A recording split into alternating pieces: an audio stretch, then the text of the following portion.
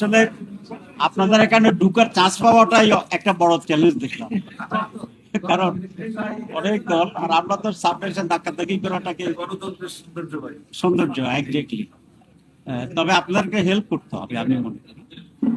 হচ্ছে একটা নির্ধারিত টাইমের পরে আপনারা একটু সালাম দিলে ভালো হয়, এবং that should be not more than 7 minutes, 3 to 7।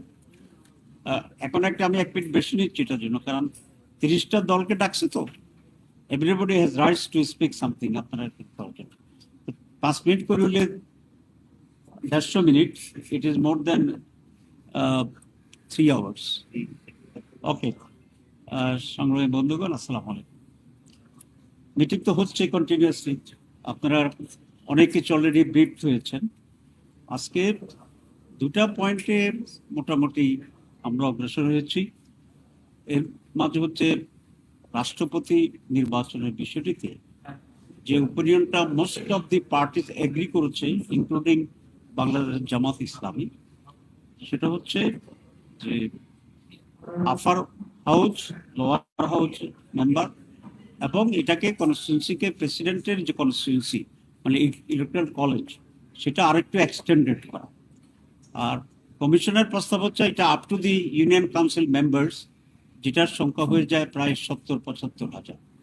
আমরা বলেছি এক্সটেন্ডেড করা দরকার, তবে একেবারে এত বড় নয়। এটা ডিস্ট্রিক্ট কাউন্সিল এবং মিউনিসিপ্যালিটিস যেটা আছে এটাকে কাভার করে, আর আপার হাউস এবং লোয়ার হাউস তো থাকবেই, মিলিয়া যে কনস্টিটিউন্সি হবে, ইলেকট্রাল কলেজ হবে ফর দি প্রেসিডেন্ট। এখানে ব্যালট, গোপন ব্যালটের মাধ্যমে নির্বাচন হবে। এতে করে সংখ্যাগরিষ্ঠ দল যে সরকার গঠন করবে, যারাই করুক বা জোট করুক, তার বাইরেও প্রেসিডেন্ট অন্য যা ব্যক্তিও হইতে পারবে, এরকম একটা অপরচুনিটি এখানে ওপেন হয়। যদিও মেজরিটি দলের পক্ষ থেকে প্রেসিডেন্ট হওয়ার সম্ভাবনা বেশি থাকে, কিন্তু অল্টারনেটিভ হওয়ার একটা স্কোপ এবং অপরচুনিটি, দো ইট ইজ ভেরি ন্যারো, তারপরে এটা একটা প্রভিশন থাকে। সেই জন্য আমরা এটা এখানে বলেছি। 2 নম্বর যেটা, সেটা হচ্ছে আমরা প্রধানমন্ত্রীর মেয়াদের ব্যাপারে, সেখানেও অনেকটাই মেজরিটি পিপল, মেজরিটি অর্গানাইজেশনগুলো আমরা একমত হয়েছি যে কোনো প্রধানমন্ত্রী 2 মেয়াদের বেশি প্রধানমন্ত্রী হিসেবে দায়িত্ব পালন করতে পারবেন না।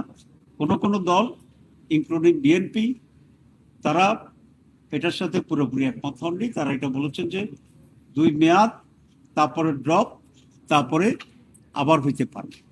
এখানে একটা স্লাইট ডিফারেন্স আমাদের মাঝে হয়েছে, কিন্তু মেজরিটি বিশ্বাস করে যে 2 মেয়াদেই হতে পারবে, এরপর আর হতে পারবে না।